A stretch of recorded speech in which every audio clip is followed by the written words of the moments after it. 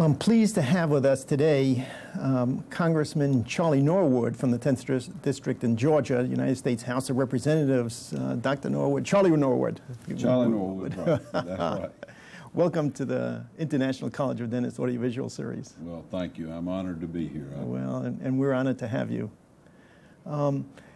I've been really looking forward to this interview for a long time because once Don Johnson talked about the potential of having you in front of the cameras, you sort of present for us a real interesting history in terms of a person who started out in Georgia, is now a congressman in the House of Representatives. Well, interestingly enough, I started out in Washington. I went to Georgetown University, so I began here my dental career. So this is coming back for you. That's right. Let's start even earlier, though, and I wonder if you could talk a little bit about Valdosta, Georgia.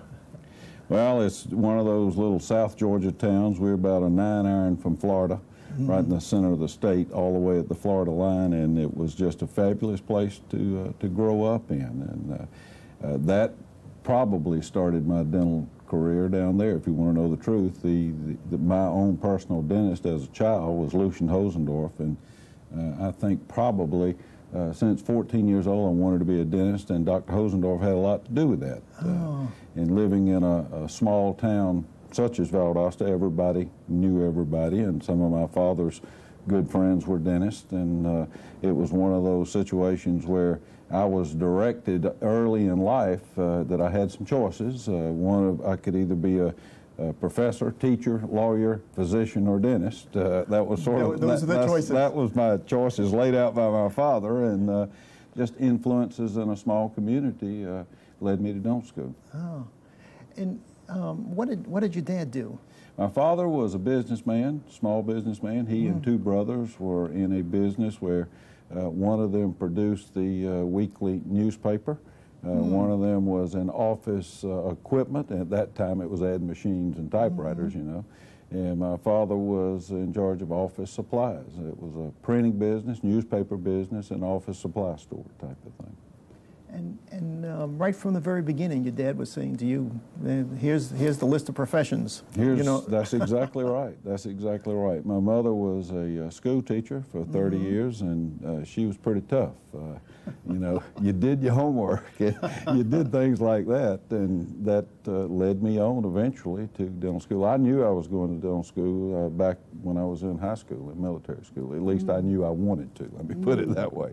Yeah, what was it about? Tell me the name of the dentist again. Lucian Hosendorf. Hosendorf. What was it about that relationship with Hosendorf that? You know, I've thought about that obviously before, and I don't know, other than he was a kind, gentle man, and I admired what he was doing and looked up to him as an individual, and appreciated, I think, the type of practice even then that he had. Dr. Hosendorf was talking about dental floss long before many people were talking about dental floss. He was pretty far advanced, in my opinion, as I recall as a lad. And, you know, I just really liked the man and admired him, and that probably had a lot to do with it. Yeah. Well, you mentioned sort of growing up in Valdosta, and I wonder if you could talk a little bit about what that was like. Well, it was a town that my father never owned a key to his house that I know of. The only key he had was to the car, and he left that in the ignition so he wouldn't lose it. I mean, it was a town where a small community where everybody knew everybody. The most important event of any week during the fall was always the Friday night football games. I was also taught to work. Most of us in high school and so forth, we had jobs. I had some tough jobs. I think my father knew to do that. And I mean, I cropped sand lobes in tobacco fields and flipped tobacco sheets, and that's hard work. And I knew early on I didn't want to do that the rest of my life, and maybe I ought to listen to him about some of these professions. But it was just a wonderful community where neighbor sort of watched out for neighbor, and just a fabulous place to grow up in. And I will have to tell you, I learned my first discipline right there. I mean, real discipline, playing football for Wright Bazemore with the Valdosta Wildcats, which that high school has won more national football championships than any other high school in the country. So it was a serious business on Friday night. And you played football for? Yeah, right. I played until I went off to military school. One of the things about playing for Valdosta High School is that if you could block good, you'd get an A in English, and if you could tackle good, you could get an A in math. And my father realized, I think, early on that was not how he envisioned me going, and I was very, very fortunate that my family was willing to sacrifice and strain to send me to military school in Chattanooga, Tennessee. For 10, 11, 12th grades. And I'm going next weekend to see one of my football coaches from then that so affected my life as a young man.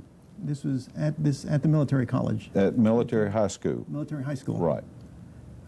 And so tell me about this coach. Well, he was a no-nonsense kind of fella. He expected total discipline, and he expected you to do the best that you could do, and nothing else would work. His favorite saying is that if you'll work at it hard enough, the cream will always rise to the top. And he's a man that taught me a great deal in life, and I think I carry a lot of that into the Congress today. Some of the values that were taught to me by him, truthfulness, honesty, integrity, character, things that do really count in this country, and as well as strict discipline. Yeah. And his name? Luke Worsham, Coach Worsham. Coach Worsham. Yeah. So I'm really excited about seeing him. I'm going to the Tennessee Dental Association next weekend for their annual meeting. One of my classmates from Baylor Military School is president of the Tennessee Dental Association, and we're going down there to have a day or two with them. And I know that Coach Worsham's going to be there, so I bet my speech will be the best one this year right down there. So you did some blocking and tackling at Baylor as well? Yes. Football was very important there, too, but it did not come before academics. And I spent my entire first year in military school in study hall on Saturdays, trying to break every rule they had, and they taught me that after a while it was a lot better to go ahead and study and make the grades than you could perhaps go to town on Saturday. And by that time in high school, you already were thinking about dentistry. Very much so. Very much so. I had, I think by my junior year, had made up my mind that is what I wanted to do. And that helped me greatly knowing that early on, because you could focus on the objective, and I knew what I had to do in terms of chemistry and biology and physics. I had to do well. And that gave me a great deal of motivation to do well after I got out of military school. And where did you go after that? My first year after Baylor Military High School was Valdosta State College, a community college at home. Part of that, I'd been gone from home for 3 years, and I was ready to be home a little while, but I met a young lady in English Lit class that was going to Georgia Southern University, and I decided very quickly that I needed to go there too if I were going to take care of business, and today she is my wife of 36 years. I knew what I wanted to do there early too. So you met her when you came back to Valdosta? Yes, actually she was from Valdosta, but her father was a farmer and lived outside of Valdosta a few miles, and although we both grew up there, I really didn't meet her until I came home from military school. Interesting thing. And she was going to Georgia Southern? She was. It was during summer. She was taking summer courses at Valdosta State College, and I really, to this day, tease her. I think I helped her get an A in English because having gone to a prep school like I did, I'd really already had that, and it was pretty easy for me, so I could devote most of my time chasing her. Yes. And then, did you also play football in college? No, I did not. I had an opportunity to do that. Again, my father comes into the picture. He insisted that that not be part of my education because he too, we both, I mean, we knew I was needed to do well enough in college to get in dental school. And so correctly, I believe, I elected not to do that. Had a couple of scholarships, one to Georgia Tech which in fact most of our football team from Baylor Military School did have scholarships to Georgia Tech, but I think I was correct in not doing that, or at least he was correct in guiding me not to do that. Your dad sounds like an interesting guy. He was. He was. He very, very likable individual, very level-headed individual, very compassionate individual. But I, being the only son, he definitely had something to say about the direction I'd go in. And you were listening? Oh, yes. Well, back, you know, in the 50s, you listened. when Dad said something. You paid attention to that. Yeah. And I had realized how difficult it was for my parents to turn up the tuition for me to go off to prep school. I mean, that was not easy on them. They struggled to do that. And I admired and respected them for that. And, you know, I felt like they deserved for me to listen. And I did. When you were going to college and you were already beginning to think about dental school, Right. What was going through your mind in terms of which dental school to go to? Well, I didn't decide that early on. I was married, Gloria and I were married while in college, junior year. We ran a Howard Johnson's motel and restaurant, sort of paid our own way, which I was big on that. And we knew that we wanted to go off to dental school, but by the time I started applying, one of the thoughts that had crossed my mind is that you will always live in Georgia, you will be here forever, and I didn't even apply to Emory University, which is a tremendous dental school, but I didn't apply because it was in Atlanta. I actually applied to Mid-Atlantic schools, University of Virginia, Georgetown, Maryland, North Carolina, and frankly my choice was North Carolina. I was accepted there if I would come move into the state and live a year and establish residency. And you know, at that age you're too impatient. I just couldn't consider that. University of Virginia I really wanted to go to, but I just could not imagine a little old boy from South Georgia living in downtown Richmond. Same true for Maryland, which was at the time in downtown Baltimore. And when we came up to Georgetown, I just fell in love with the campus and the trees and the, you know, really liked it. Tell me again why you decided not to go to Emory. Because I knew that I would always practice in Georgia. And this was there a was chance to never get any away. question for me where I would end up. In fact, at that point in time, I knew I would be going back to Valdosta. And I thought it would be pleasant to see at least another part of the country during that 4-year period in dental school. And that's primarily why we selected to come up this way. And liked it so much you decided to run for Congress. Well, actually, no, I spent 4 years at Georgetown doing everything I could to get out of Washington, thinking I would never come back. It is a little different place as a student than it is as a congressman. I'm sure. Tell me what dental school was like for you. Hard. The Jesuits don't play. I mean, thank goodness I had military school in terms of discipline. I always remember a young man in our class who was kicked out his junior year for not polishing his shoes. I mean, there was no playing around at all, and that was probably the exact correct environment for me to be in. The other part of that helped me a great deal was that I was married. And our first son was born at Georgetown University within 3 or 4 months of arriving in Washington. So I had some pretty good incentive to work hard. And they did.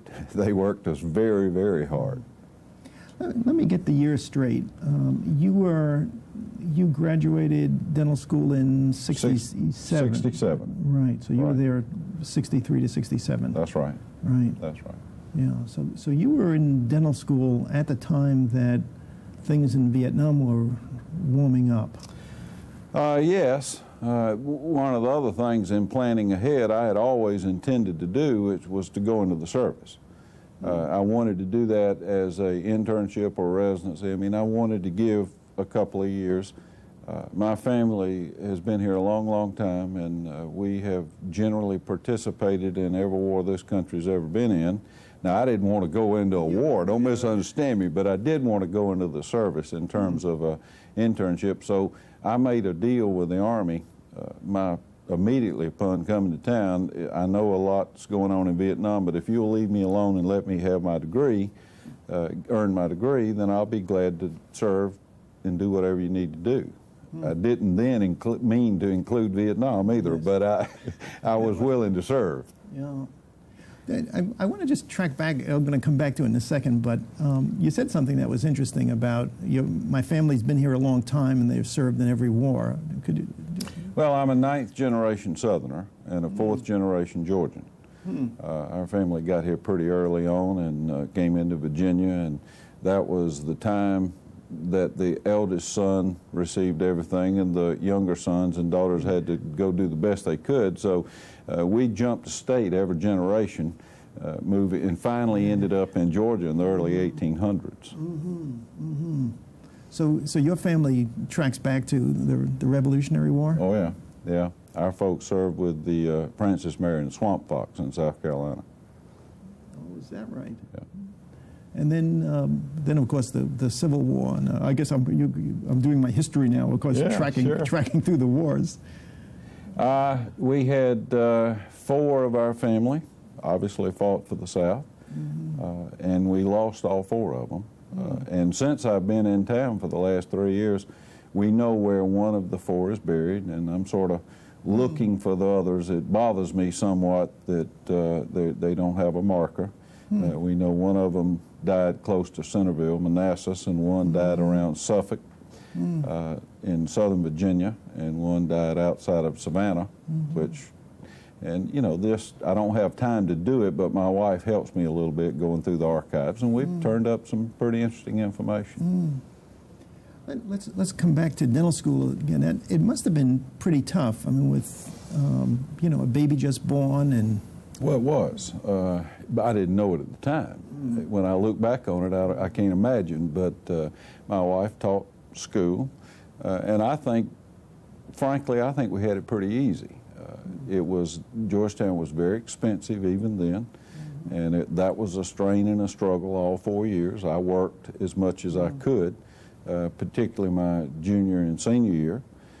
We had our youngest son was born in my junior year, which took my wife out of teaching for a while. So, you know, I did odd jobs, just most of my class did. Most everybody was having to work to supplement their income. And yeah, that was hard, but it didn't, you know, as I look back on it, I just don't know if I could do that again. But at the time, we had a goal, and that goal was to graduate, whatever that meant we had to do. And she and I together, we did it. What kind of work did you do?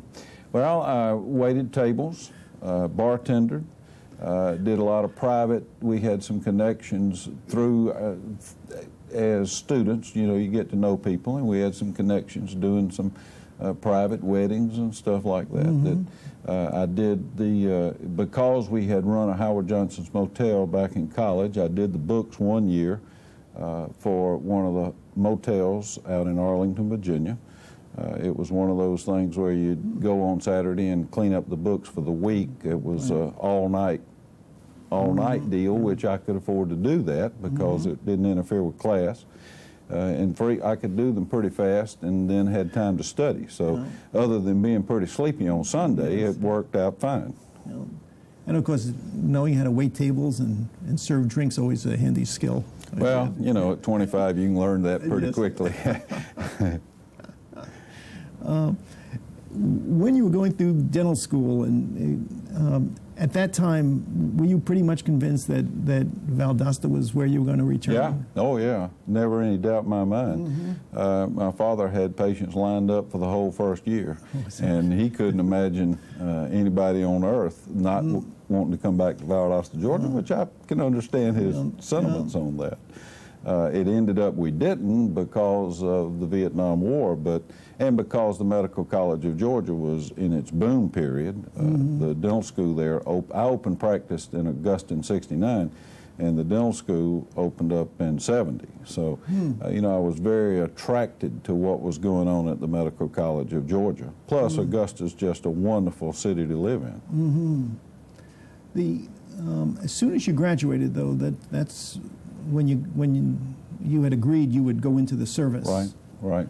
We left Washington, and Most of us at Georgetown went into the Army because General Bernier was, at that time, he was the one-star of the Dental Corps, was assigned to Walter Reed. They also were visiting professors from Walter Reed a lot, and they influenced a great deal. In fact, we met, a bunch of us met from that graduating class down in New Orleans right after graduation on the way to Fort Sam Houston, Texas, and had a very large time. And a lot of us from my class were at Fort Sam at the same time. Part of our trade was that General Bernier would assure us all our first assignment request, and he did. We all generally got what we asked for in terms of first assignment. What he didn't tell me was he was only going to leave us there 6 months. I had my first reunion from Georgetown was held in Vietnam. There were so many of us over there. Oh, is that right? Yeah. So when you got out of dental school, you ended up in, your first choice was?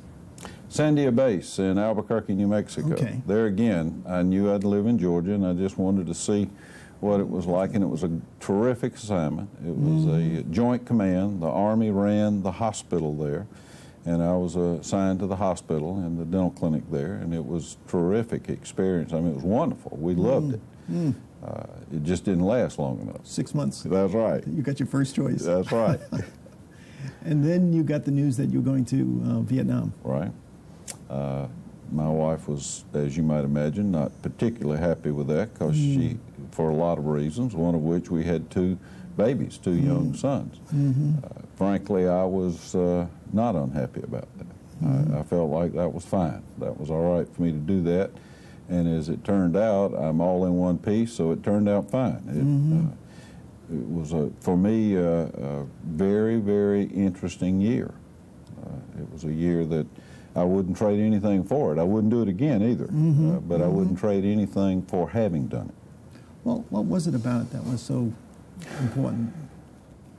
Well, I thought we were doing, and still do today, thought we were doing good things. I also didn't think it was up to me to pass judgment on it. You can't elect to go to war by committee, and I trusted those in Washington who felt that we needed to be in Vietnam for the communist threat. And so I didn't look back. I didn't question them. They said go, I was ready to go. I, of course, today have some very dear friends from that experience. In fact, was there with some of my classmates. And we had a great year. We did a lot of good, I believe, not just for my brigade, but we also did a lot of good for Vietnamese, because we all had outreach programs for people in the country, and Lord knows they needed us bad enough. But so you were treating not only military but also civilians, Vietnamese civilians. Yeah. I was one of those that didn't sit still too long. I mean, it was hard for me to stay still. We did some stuff I'd never do today, but we'd go out in the countryside looking for people, looking for our people that couldn't necessarily get back into the medical company, or sometimes they could, but it'd be every 30 days. We lost Spec 5 picking up a toothache one time. A young man on a helicopter, and he was shot through the forehead. And I made a decision right then we weren't going to pick up any more toothaches from the 173rd Airborne Brigade. We were going to make sure they didn't have them. And we'd go out there and find them. So you were actually going out in the field and setting up a field unit? That's exactly right. We'd take off in different ways, sometimes by chopper, sometimes by on a deuce and a half, take our equipment with us. And you know, you couldn't do, I didn't get to do any inlays particularly, but or onlays, but we did try to make sure that there would not be pain and infection. It's pretty hard to fight a firefight when you have this rip-roaring toothache, and that was our goal, to make sure that the men didn't suffer out in the field. They needed everything they could get just to stay alive. They sure didn't need to lose their life because they were having pain and infection. When you think back, you know, you talked about, well, there was a year that I wouldn't do it again, but I'm real glad I did it. And I wonder if you could talk a little bit about what you learned from that experience. Well, probably what I mean by I wouldn't do it again is that I'm 56 years old now, and you know, I might view that I could certainly sympathize with a little more danger, you know, than I did at the time.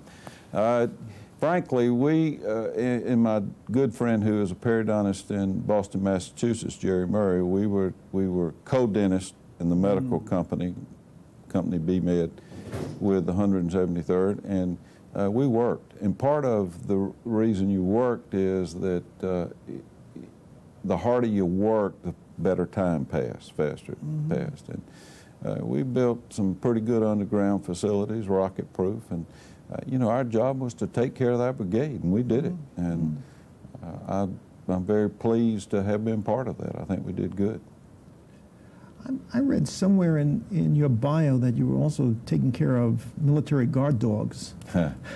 Well, yeah, we did, but let me explain that a little bit. The veterinarians were in charge of in-country food. Well, the food wasn't real great, but the veterinarians got to inspect a lot of it. So we tried to stay on very good terms with the veterinarians, just in case they found a case of steaks that might not be good that they could give us. But they also took care of the guard dogs, which were very expensive German Shepherds by the time they went through the training and so forth. And we had one night that tore out a cuspid climbing a fence. Chain link fence, and the vets called us and said, "Can you do anything with it?" And we said, "Well, if you'll put them to sleep, I suspect we can try anyway."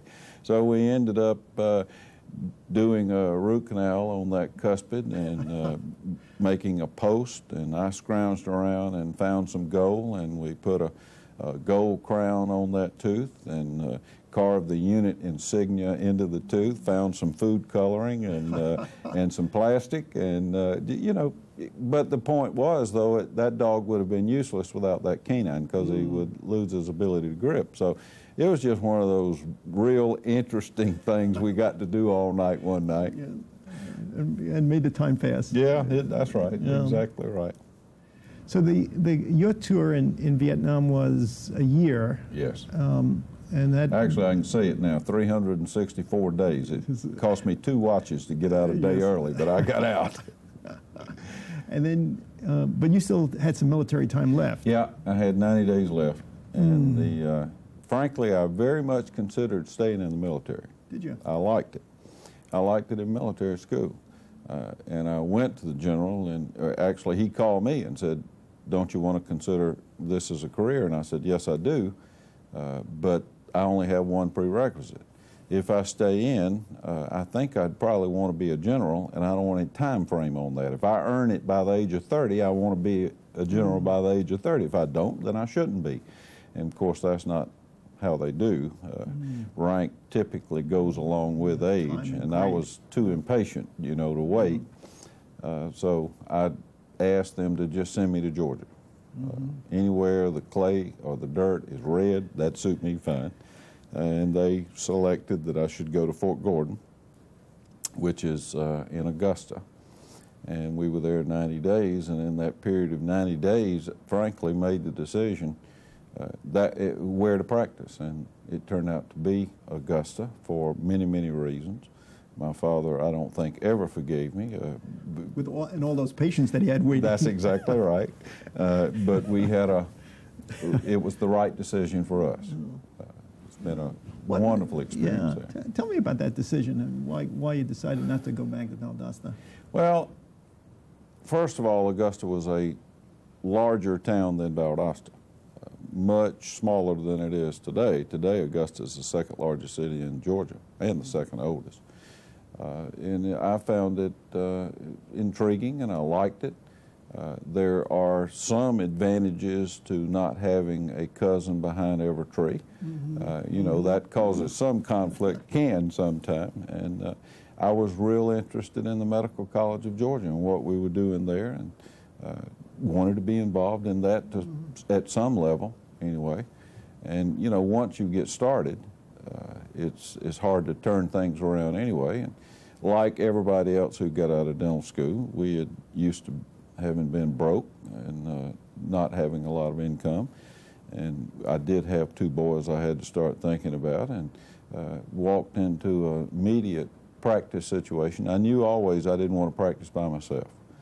I always knew I wanted to be involved in a group practice, and found a native there who had graduated 1 year earlier, and I kid him. From Georgetown? He had graduated from Emory. From Emory. Yeah, most everybody in town had graduated from Emory at that time, and we hit it off real well, and I've always kidded him that while I was in Vietnam, he got our practice started. And so, you know, we walked right into it and set hours 9 to 9 and worked 6 days a week. 9 to 9. 9 to 9. There is and always has been a good reason to be available to people who can't get off work. Today it's a little easier to do, but in the 60s it wasn't quite so easy to just take off for a couple of hours during work. So we tried to be available in the evening for patients who couldn't come in any other time, and our practice just blossomed. I mean, it just overnight almost. We just, even 9 to 9, we couldn't see everybody. So, you know, once you get going like that, it's pretty hard to turn it around, and I didn't want to anyway. I was having a large time. I mean, I loved it. It was everything you would thought it was going to be? Dentistry and more. I love dentistry. I certainly did not run for Congress because of any lack of love for our profession. In fact, I missed that part of what I'm doing, but it's been very, very good to my family. And I just wouldn't have done anything else. When you came back to Augusta, you mentioned the Medical College of Georgia as being, you know, among the things that influenced that decision. Did you get connected with the school at all? Or? Yes, you know, they were bringing faculty in from all over the country, and I sort of grew up with a lot of that faculty. Not many are left, of course, all have retired, but you get to know them and get involved with them and see them at the local meetings and one thing or another. Now, we were pretty busy in our practice, so I never did get in a position, and never did try to, frankly, to get into a teaching position, or even part-time. Frankly, I didn't have time. I mean, we were so busy with our patients and trying to tend to our business, but that doesn't mean that you didn't get to know some of these interesting people coming in from all over the country, frankly. Judd Hickey was the brand new dean and did a great job with the Medical College of Georgia.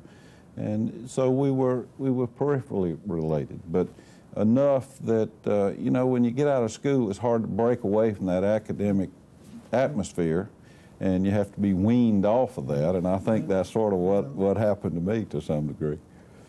What was, I know you were real busy with the practice, but during that time, I've read that you became very active with the Dental Society in Georgia. Well, in the late 70s. I would say that first 10 years I was concentrating and focusing on one thing, and that was building our practice to the level that I wanted it to be, and trying to improve my skills and be as good as I possibly could be at what I was doing. In the late 70s, as you know, 1974 and 1973, the federal government got involved with HMO Act of 73 and ERISA of 74, and I've begun to see things happening in terms of third parties that I didn't like.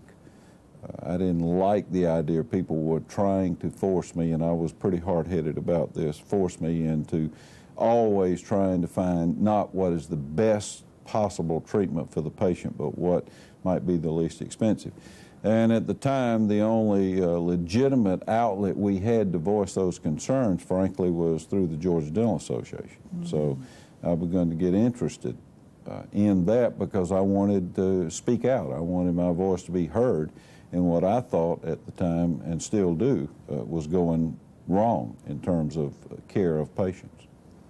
And you saw that outlet as sort of through the Dental Society as a way of being able to kind of express the concerns that you had? At least trying to affect our state association and involving what it might say then to the ADA or what it might say to our state legislators. I wasn't necessarily thinking federal at the time, simply because though the federal government had changed medicine and dentistry, in my view, maybe forever, but certainly had changed it through actions of the federal government, I was more inclined to think we needed to tend to business at the state level, because even then the state actually had, and correctly so I might add, had more control over what we did and didn't do in the terms of practice of dentistry. And back in the early 70s, if there was a problem with a third party interfering between you and your patient, often you could seek remedy through the insurance commissioner, which was a state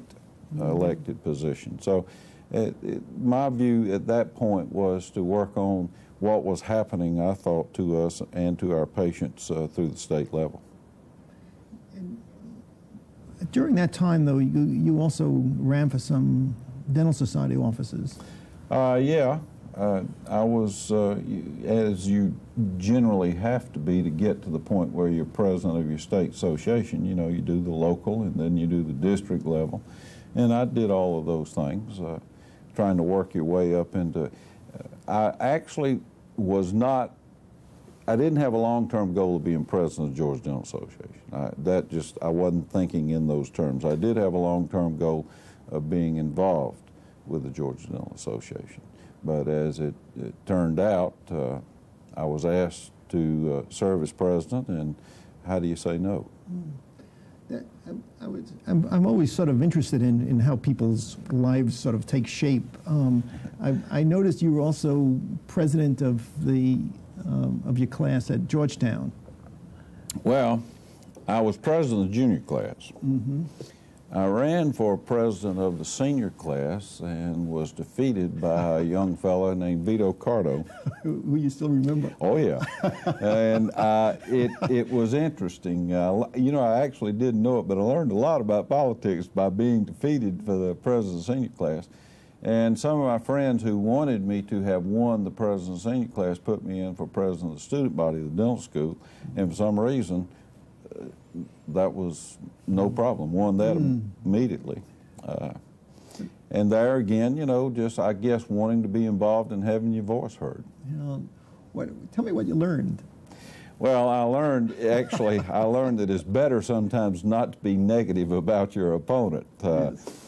I gave Vito a very hard time in a speech before our class, and I'm convinced to this day probably that speech defeated me in that election. So I'm pretty particular about running negative information. But it certainly didn't deter you from sort of seeking elected office again. No, it was almost immediately. I mean, the other election came up a couple of days later. Right. And when I was nominated, I didn't resist, nor did I try to get the job. I mean, that was not my intention.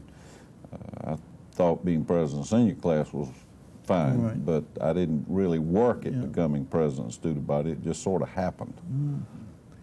When coming back to your days in Augusta, when you look back at that period of time, are there things that stand out as things that you're particularly proud of, or regretful of? No, I don't think regretful of. We worked very, very hard, built a wonderful practice. I mean, just with, you know, the tremendous people, and I enjoy people anyway. And I don't know how we worked as hard as we worked, but at the time it seemed like it was pretty easy. I was involved one time with a good friend of mine who had befriended us. Remember, I might have been the only guy in town that didn't go to Emory. So though I had friends all across the country that had gone to Georgetown, I didn't know the local community, dentists, very well, and a young man had been very kind to us from there, and unfortunately he had a heart attack at a very young age. And I didn't want to see his practice destroyed because he would be out for some months. However, I don't remember now how long it was, but started a group called the Augusta Dental Disaster Society, where I went out and found 20 other local dentists who would be willing to work his practice a half a day a week, and with all the income staying in the practice. The idea there is to make sure his patients were taken care of, particularly emergency kind of problems, and to make sure that there was enough income so his staff could continue to be paid. And as I recall, we all pitched in a certain amount a week to go to the family, to even help them. And I believe that organization is still in effect where, I mean, if we don't take care of ourselves, who's going to, kind of thing. And you know, and our listeners are going to know too, you don't have to be out of that office too long before your practice is in trouble. And so that was one of the pleasing things for me that occurred during those first 10 years. I was involved in politics a little bit, mostly willing to contribute to people who were running for office, frankly, that at least they were saying the same things I was saying. Had very little to do at that time with party, frankly. It was just who seemed to be the best individual. And that was about the extent of my life, making sure that practice was run well, taking care of my family, preparing for these little boys to be big boys, you know, going to Little League, all the things that you do with young children. Yeah. And those little boys are now big boys. Yeah, they are. They're grown men, and I am very proud of the fact that both of them have jobs and are making a living. The other thing in the 1990s I think I need to be grateful for is that both of them married women. So I feel like we've been pretty successful. How can you ask for more than that? And we have two fabulous grandchildren. Probably has as much to do with me sitting here and being in Congress as anything else, those two little grandchildren. And how at the time I thought the future, what would be for them in the future would not be as good as I had, and I wanted to try to do something about that. Let's talk about that a little bit, because I know this is the point a lot of people are waiting for, which is somewhere in that, during your time in Georgia, you decided that you were going to run for federal office. Right. Well, I had never run for office before. It was a combination of many things, and complex in some ways, but simple in others too. The questions asked of me first were, of course, by my wife, Gloria. And she could not understand how I thought that I could be a good dentist on Friday and be a congressman on Monday. I mean, she said, she said, you've just lost your mind. There's no way to do this. How do you even, the other part that drove her crazy is that she said, here you are, a member of one of the most, if not the most respected professions in America, and you're going to go and sell our practice and try to become a member of one of the least respected professions in America. So she... those were two good arguments. They really were. She told everybody in Augusta to, don't worry, he's crazy, but he'll probably get over it. I'm working on it. I'm literally telling you the truth. She did. She just thought I'd lost my mind. And she was very persistent in her effort for me not to do this, because we had a great life.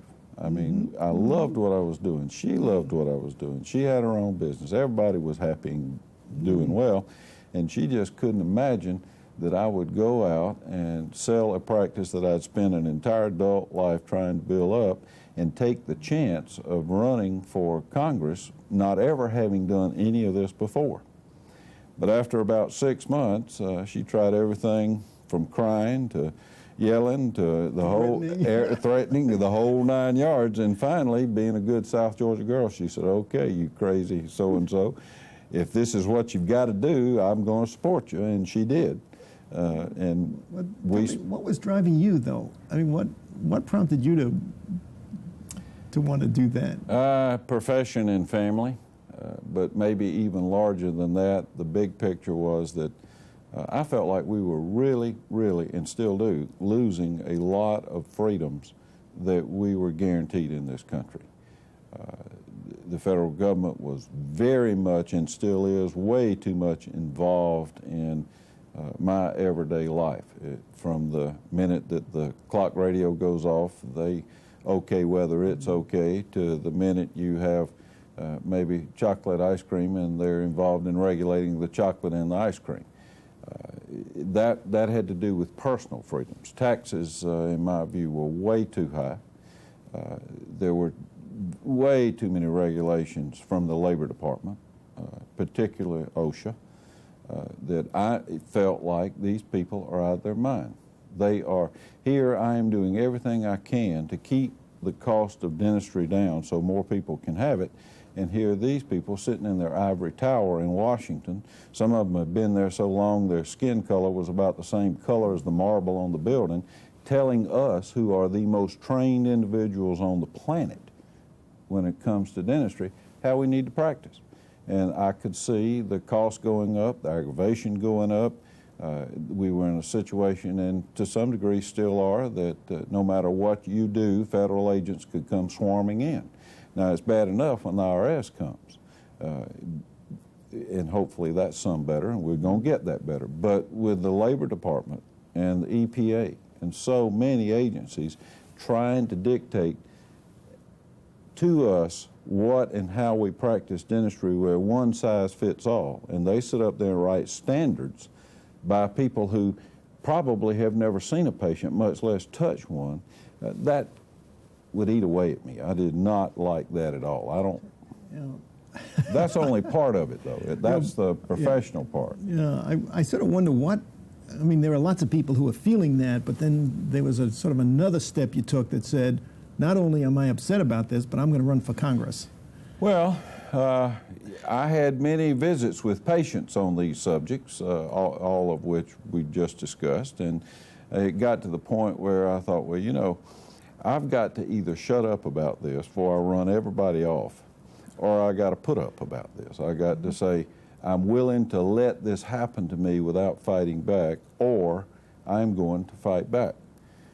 What pushed me over the edge, I think, more than anything else, is that we had elected a young man to Congress from the 10th District of Georgia who said that, yes, I am conservative, which I am. Yes, I don't believe we should have tax increases. I don't believe we should have more and more regulation from the federal government. And we sent him to Washington. And he wasn't here 3 months before all of a sudden he backed up on all those principles. He voted for the largest tax increase in history. He voted for a crime bill, for example, and crime, if you remember back 4 or 5 years ago, is a lot worse than it is today. A crime bill that was spending a lot of federal tax dollars in ways that I didn't believe was the way to deal with crime.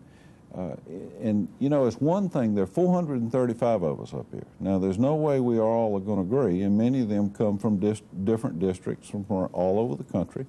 And it's one thing from somebody from New York or North Dakota to have their views that represent their people. I thought the majority up here had been wrong for a good while. But for us in Georgia, who is a very conservative state and a very conservative district, to have sent someone up here who was anything but what he portrayed himself as was just more than I could take. I mean, I can't do anything about congressmen from New York who continually vote on things I totally disagree on and think that are bad for the country and bad for the people. But I could try to do something about this one guy who was doing that.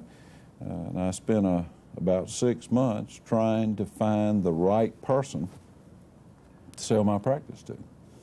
Did too. It took, interestingly, it took 6 months. I mean, we had a practice that you just really couldn't turn that over to somebody right out of dental school. There'd be no way for them to manage it and keep it up. And I found the perfect person. And we struck a deal in December of 1993. And not knowing what to do to how to get elected to Congress, I said, I made the decision. There are 650,000 people in my district. I just got to go shake all their hands. So we got in the car, and that's what we did. But I had a large advantage. Every community almost regardless of size. There was always there a fax machine, a telephone, and a bathroom, meaning the dental office. I mean, I had a friend I could go to in every community. That was a large, large help because most of them are members of Kiwanis, Rotary, different things that could get me in to speak. I mean, that really is what kicked us off, was being able to get before the people. And so we put about 100,000 miles on the car. I have a big district, 24 counties in Georgia, and we just got in that car and kept riding. Well, let's stop at this point just to take a little break. Okay. And then we'll kind of pick it up. It was a great story.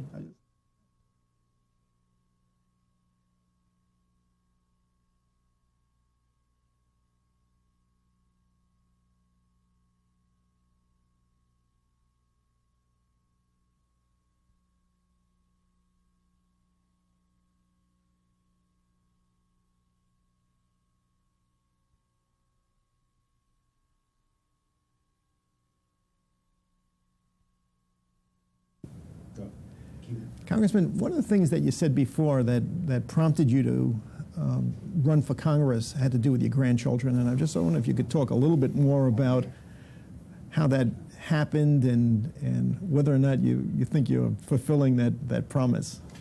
Well, all of our viewers who are grandparents, I don't have to explain this to. When you're lucky enough to begin to have grandchildren, and at the time I started this, I had a granddaughter and a grandson, still do, of course, but you know, I kept thinking about what is their life going to be like when they're my age? What are the possibilities of them living the American dream? Are they going to have the same advantages that I did? Are they going to have a country where what you do and the outcome of that depends on hard work, dedication, and study? And I felt the answer to that was no in many ways. One of the big concerns I have today, had then, is that we as a nation owe $6 trillion. In fact, I calculated one time if my grandson were to be a dentist, he would have to do during his practice life, this was based on 3-year-ago numbers, he would have to do 900 crowns during his practice life just to pay his part of the interest on the $6 trillion. Now that doesn't suit me very well. That I don't want him or either Kristen to have to do that kind of thing, because it's morally wrong for us today to spend money, particularly borrowed money, and leave that debt to our grandchildren. Now, nobody can convince me that's what this country's all about. I think it's just the opposite. We're supposed to leave them a country better than we found it, not one in which they're going to be so indebted. So that, when I figured out 900 crowns, and I know how hard it is to do a good crown, I thought, you know, I got to do something about this if I can. So tell me, what's life like as a congressman? The hours are longer, the pay is less. It has, though, some very exciting and pleasing times. One of the things that I have discovered is that our system really does work. Now, it's tough. It is very difficult to get 535 people to agree on anything and then get a president to sign it. But it does actually work. We get to do things for people every day. And I tell some of my patients sometimes who say, yeah, I voted for you, but I'm still mad with you. You left your practice and ran for Congress. You know, I can do, and I think I'm doing more for them than I possibly could have done just in the practice. It is a situation where, for me, most days are very pleasurable. The hours are very, very long. I like combat, and this is about all I got left at my age for combat.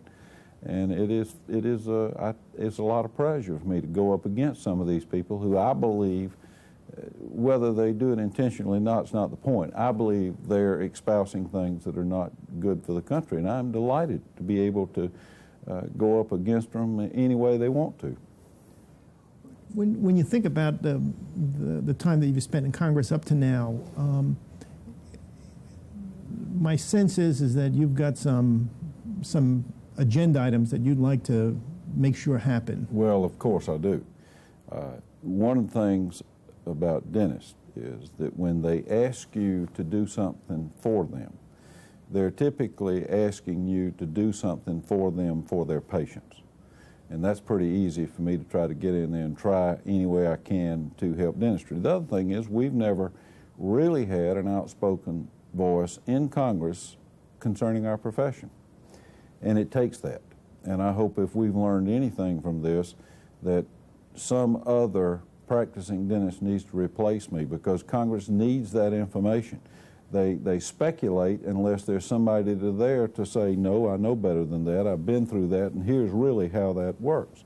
So obviously I am going to help the profession any way that I can. I'm not embarrassed by that. I'm proud to tell anybody that. The Commerce Committee on which I serve, the staff over there learned 3 years ago, never, ever, ever leave dentistry out of it if it's a health care matter. I explained to them in very vocal terms that never again was that going to happen, and it hasn't. They catch on. They learn very fast about things like that. Of course I'm interested in OSHA. Of course I'm interested in health care, but that's not all of it. That is just part of it. There is a broader picture as to how I at least envision the 21st century for my grandchildren. And there are a few things we must do differently, I believe, if we're going to compete as a nation, if we're going to continue to be the superpower around the globe. There's some things we have to deal with. Now, we are beginning to, and that gives me that's one of the reasons I get up smiling every morning. One of the things we have to deal with is this debt. This $6 trillion debt that we paid $300 billion last year in interest alone. Now that's got to be dealt with, and I think I see where over the next 10 years we can and will begin to deal with it. But when you start to relieve us of that debt, then you can start to relieve us of some taxes so that people like my sons will be able to prepare for their children's education, prepare for their retirement, prepare for their first home. But when you take so much of their income away and send it either to Washington and Atlanta, then they don't have enough left to take care of themselves. Now that is not how I understand America. That is not how I understand a capitalistic country. First and foremost, everybody should have an equal opportunity, a fair playing field. But some people wish to work harder than others, some people are more capable, but that's what capitalism is all about. We tend to be losing that, or have been, and I see us beginning to turn that. So when you start to deal with the debt, then the next thing you have to deal with, of course, is the balanced budget, which means you have to stop borrowing money. Well, I'm pretty excited about the fact that for the first time since I got home from Vietnam, we're not going to borrow money this year. Now that's neat. That took a lot of effort to just get us to that point. What happens to us, though, when we quit borrowing money and we start paying down the debt, it'll help us compete with Korea and China and Mexico and different places, because it'll start reducing the amount of interest that things are, and when you do that, you encourage people to invest. Now, if you put on top of that, one of my second goals is the tax structure that we have today. It is horrendous. 17,000 pages of a tax code that I certainly can't understand. My accountant admits that he doesn't have a clue. He just hopes he's got it right on April the 15th. And then the IRS says we can't figure it out either. And Congress gave them a $4 billion computer, and they still can't figure it out. So, you know, that is a tax code that doesn't work, and it penalizes people to a degree that, frankly, we're less productive in this country than we would be otherwise. So I'm real interested in us finding an alternative to the present tax code, and I hope I'll be in Congress to help do that over the next 2 years, maybe 2.5 years. There are choices the American people know about, the flat tax or the United States retail sales tax, both of which is better than what we have now. I happen to be a big proponent of the retail sales tax and push that everywhere that I possibly can. But when you start paying down the debt, balancing the budget, having an alternative tax program that doesn't penalize people to invest, what clearly happens? jobs, because people are willing to make investments in plants and stores and factories. If the interest rate comes down, the tax rate comes down, then you don't mind investing hundreds or thousands or even millions of dollars to set up that plant or factory that gives people work. And we need work in this country, not in Mexico. So those, from an economic point of view, I am very, very interested in that, which means in order for people to pay less taxes, you have to have a smaller, more efficient federal government, which I am convinced after 3.5 years you could cut every agency in Washington, D.C. by 10% and nobody would feel it. It wouldn't affect anybody. And it has to do with inefficiency, it has to do with largeness of it. For example, HCFA, Healthcare Finance Association, the biggest, largest insurance company in the world that runs Medicare and Medicaid. I mean, that is a zoo over there. It is a disaster. And we can do better, but we have to continue to trim the size and say to the federal bureaucrat up here, you've got to be just as efficient as that man or woman running the small business who is trying to stay in business. We're doing some of that. That pleases me greatly. Another thing on my agenda is education. We have a unique situation in America in that we are a capitalistic country, which means everybody's responsible for themselves. They have to get themselves trained and educated in order to produce and make a living. One of the things that we don't do well is we don't get all of our citizens educated. Therefore, there are those who aren't trained and can't take care of themselves, and that's not what America's all about. We want everybody to have that right and that ability to take care of themselves. We have to have a world-class education system in America that leads the planet. We cannot afford to let China or Japan or anybody else to score higher in math and science, and we haven't been doing that very well. So if you encourage people to invest by lowering the interest rate, paying off the debt, and change the tax code so that people will invest in plants and factories and give us jobs, then we've got to make sure they're trained and educated to take the job. And lastly, I think, and critically important, is that you have to pass a drug test. If you have all of the above, and we have young people who cannot pass a drug test, then we are in a situation where we haven't accomplished the goal to lead the planet in the 21st century. And I have some very strong feelings about drugs in this country. There is no excuse that we don't bring this to a halt. I want to have a leader on Pennsylvania Avenue that will stand up like John Kennedy said when he stood up and said, we are going to the moon and I'm going to use all of the resources of the American government to get us there. I want somebody on Pennsylvania Avenue to stand up and say, we are going to stop drugs from coming into this country. Now, it has to be a threefold approach. I mean, you can't just stop drugs. We have people that are addicted, and we need to work on treating them. We need to work on prevention. I agree with all that.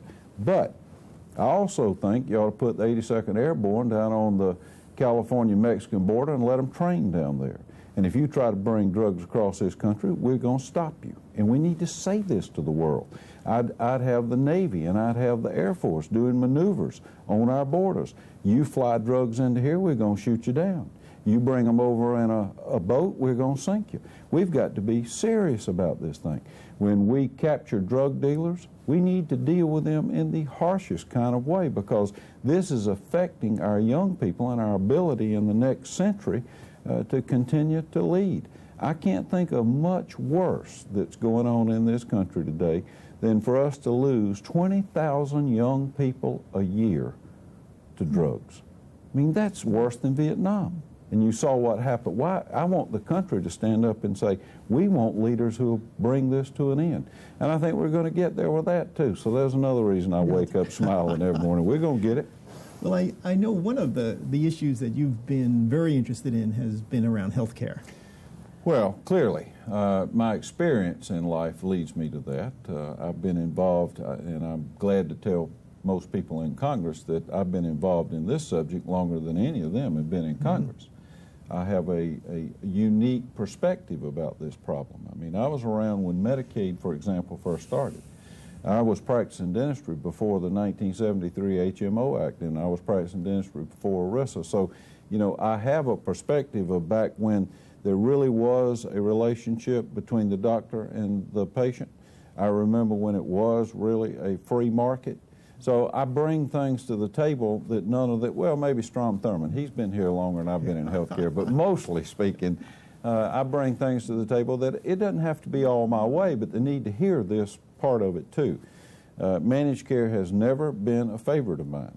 It is a system that, frankly, is much like Clinton Care, which was one of the reasons I got involved in this. I really didn't like Clinton Care, primarily loss of freedoms as much as health care, but if people remember back what Clinton Care was, it was where the American people would have no choice in their insurance companies, they'd have no choice in their doctors, they'd have no choice in their hospitals. It was a system designed to ration care or deny care. It was a system designed to use untrained, less trained people to practice dentistry and medicine because it was cheaper. Now, unfortunately for the country, that's exactly what we've got today. Now that 70% of the population is in managed care, that's what managed care is all about. Hillary Clinton envisioned it to be run by federal bureaucrats. Well, we don't have that today. We defeated that. It's run by corporate bureaucrats, but the system is the same. And I've had a bill for 3 years now in an effort to put some public policy into healthcare insurance, which there is none. And the reason there is none is because of Congress, because they passed a law in 1974 that preempts all of our state laws. Now, my state of Georgia has darn good patient protections. We did a great job in the 70s, I believe, through the insurance commissioner, licensing board, state legislature. We had good public policy in regards to health care. But all that's been thrown out the window by the Congress, and at the same time, accidental or not, I'm not sure, but at the same time, the federal government is silent on the subject. So what Congress has said is, if you will just lower the cost, we don't care how you do it. Well, it matters how you do it. When you let people that are not trained and not licensed to practice medicine, you're going to kill people. And that's what we've seen happen, damaged and killed in the country. On top of all that, Congress, for the first time ever, gave a shield of immunity for liability to the health care insurance people. Now, no other industry in America has today or has ever had this shield of liability. Basically, it means that anybody can practice medicine that wants to without a license. You can make those decisions. If you kill somebody, well, everybody just says too bad. And I think you can't solve a problem like that by taking 124 million Americans and saying to them, yes, you're in managed care, but you don't have any due process of law. You don't have any civil rights because Congress preempted this one industry. I'm trying to change that. I'm trying to put some public policy into managed care. At the same time, make people responsible for their actions, which I think is a very Republican principle, isn't it? Personal responsibility. I mean, when these people make a decision and override the decision of the doctor for your child not to be hospitalized, they need to be responsible for that because damage does and can occur. That's what our bill that I've been fighting with for 3 years, Patient Access to Responsible Care, is all about. It has turned this town upside down because a lot of people don't like it, primarily insurance companies. Well, I didn't expect them to like it. They want to do exactly what they want to do, and the rest of us have no input into it. Now, if you really think about health care, what is health care? Who's involved in health care? Well, it requires a sick patient and a willing doctor. It does not require anybody else. Those are the two entities today that have nothing to say about it. Today, corporate bureaucrats and insurance companies are totally running health care and thumbing their nose at the patients and thumbing their nose at the providers of health care around the country. So we've been in a little bit of a war. I've had to fight. You said you like combat. I do, and I like this comeback because I'm going to win. But it is requiring an 18-hour day fighting with both hands, I'll tell you that, because You know, it's sort of interesting. Back in 93, 94, when Clinton Care was coming along, we all joined hands to fight that. The patients, the providers of care, insurance companies, big business, small business, everybody joined in. I didn't understand in 1994 that many of them weren't against the system. I was against the system. What they were against is they were against allowing federal bureaucrats to run the system because they wanted to run it. Now we're beginning to segregate those out who really don't mind the system of managed care, the system of denying care, as long as they're in charge. So that's what this war really is all about, and I'm up to my eyeballs in it every day. And you're waking up smiling. I still wake up smiling because I've got, I think now, 235 members of Congress who have agreed with me by co-sponsoring the bill. That puts a great deal of pressure out there to let's at least debate the legislation and see if we can't put some public policy back into the healthcare insurance industry to protect our patients. That has been a fight that I've enjoyed. I'm ready to win. I'm ready for the ball game to end and us win that, and hopefully this year, 1998, will be the year that we can do that. One of the things some of the opponents of this legislation do know about me is that if we don't win and if we don't deal with it this year, I will be the first one in the well next January, and we'll start again. And we'll start again, and we'll start again until we protect our patients, which you and I are morally obligated to do. These healthcare accountants that deny a patient health care that is in their plan now. We're not talking about adding new things to plans. We're just talking about patients getting what they paid for. These people didn't take the Hippocratic Oath. These people hadn't had a course in ethics. They've only had a course in math. What's the bottom line? Well, if we providers don't fight for our patients, who will? That's what we're doing in healthcare, and it's been rather wonderful, frankly.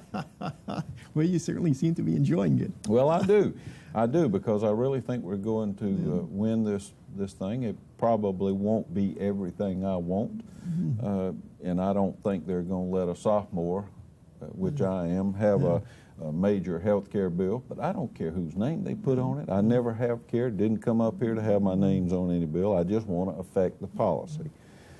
Then I've had a mighty good time with OSHA. That is some better. We went after them very hard in the 104th Congress. The Assistant Secretary of OSHA, Joe Deere, is now gone back to Washington State, and I miss him because he was my little beating boy for a couple of years. And I've been to the new Assistant Secretary, Charles Jeffress, and had him in the office and said, I'd really like to have a peace with you now for a few months till I get this health care bill on down the road. You leave my folks alone and you stay out of Georgia and don't aggravate us. I won't aggravate you. Well, that lasted 3 months, and he and I are now at war on, not about dentistry, but about Emory University and some problems there. But we've passed, in the 104th Congress, we had a very long, complex OSHA reform bill, 1834, H.R. 1834, and we couldn't get it passed. For a lot of reasons. Many of the Northeastern Republicans have lots of labor, and labor opposes any changes in the OSHA reform bill. So what we've done, we've broken that bill down into pieces and parts. I think there are 8 different now little OSHA reform bills that pick up some of the things we had in the big bill, and we're going to try to sort of slip and slide and get one passed at the time. Of the 8, 2 have come out of our Education Committee with a due pass. 1 has passed the floor. And, you know, we're just going to keep on and keep on. And I had a hearing last week with Mr. Jeffress was there from OSHA, and I explained to him, you know, poor little old congressmen don't have much of a chance, but we can affect your budget because we write the checks. And if we don't get right in some of this stuff, then we're just going to keep trying to take your money away until you can see the light.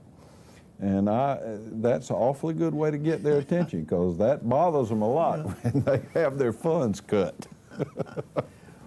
When you think about all this fun you're having, does it look to you like you're going to have like a long tenure in Congress, I mean, in terms of running for office? And no, my wife made a trade with me about that. I was wondering when this was going to come up. She said, you know, you may be crazy enough to do this, but we're not going to do this forever. I have said and voted for term limits, which I strongly believe in. I don't believe in 6-year term limits. That's not enough time to make your mark. I mean, I've been here almost 3.5 years, and we're getting there, but it's going to, frankly, take a few more years to actually make the changes that at least why I'm here trying to do. Also, I'd like to be here. I really would like to serve one term with a president I liked. I mean, that would mean a lot to me, a president I respected, and I'd like to do that. I'd like to stay until I can see that the debt is being paid down. I don't think I can live long enough to maybe see the whole $6 trillion, but at least we're in a program and a mechanism where it will begin to get down over the next 20 years. And 12 years would be the maximum for me. And frankly, if we get some things done that I feel they can't turn around, I don't have to stay 12. I mean, I really do miss my little place on the Savannah River in Augusta, Georgia. But I envision at least through this century, I'd like to stay. And fortunately, we have, I think, 4 practicing dentists running for Congress this year. That will have an effect on it, too. I very much would like to see somebody else get elected out there, whether it be from Texas to Minnesota, so that we can have at least a voice in future Congresses that will affect our patients. So the deal with the wife is no more than 12 years? That's right. That's right. And I'm going to tell you, I don't make enough money to afford a divorce. So after 12 years, I expect I'm going to do that and be ready to step down. And then what happens? I don't know. I honestly do not know. That'll put me, I think, at 64, somewhere in there. I'm not trying to determine that. I'm not trying to look out into the future at that point. The only thing I am positive of is that I'm going to Augusta, Georgia, and do a little fishing that I don't get to do any of the fun things I did in my other life. So I'd like to do a little catch up on that. But I'm going to just sort of let's see how it goes and see what type of changes that we make for the country and getting ready for the 21st century. And it'll be somebody else's turn to come.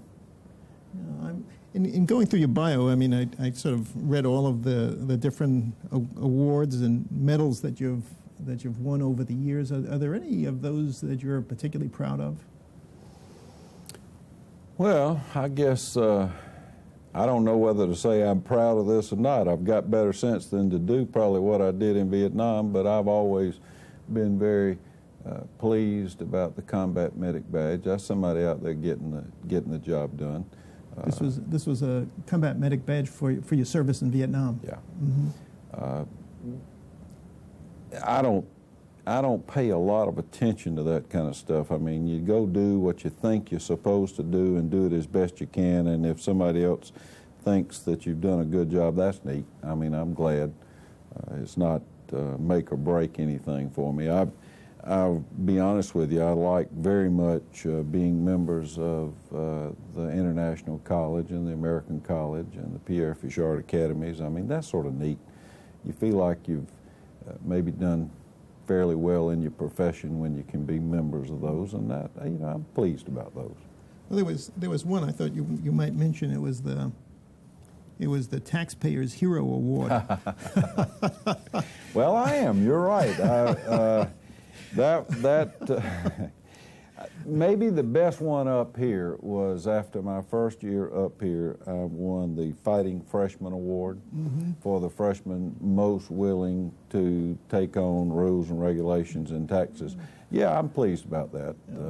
I find it sort of interesting that very crowd that thought I did such a good job fighting rules and regulations in taxes are not necessarily with me on our health care bill, because they see it as additional regulations, and it is. but you know, just because we have too many regulations at the EPA and the IRS and the Department of Labor and on and on and on, doesn't mean we should have absolutely no regulations in health care. And that's, they don't separate it maybe like I do. I'll be happy to reduce regulations in the federal government everywhere I can, but we have to have some national standards in health care because the federal government preempted all the state standards.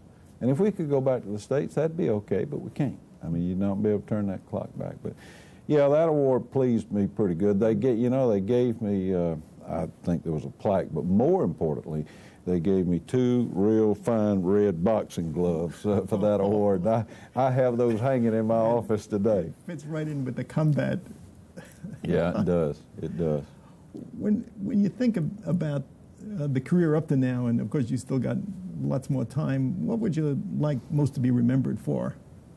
Well, in the House of Representatives, which is the people's house, it has to be collective decisions. I mean, there's not going to be this great big something that Charlie Norwood did, and that's just designed that way, and I agree with the design.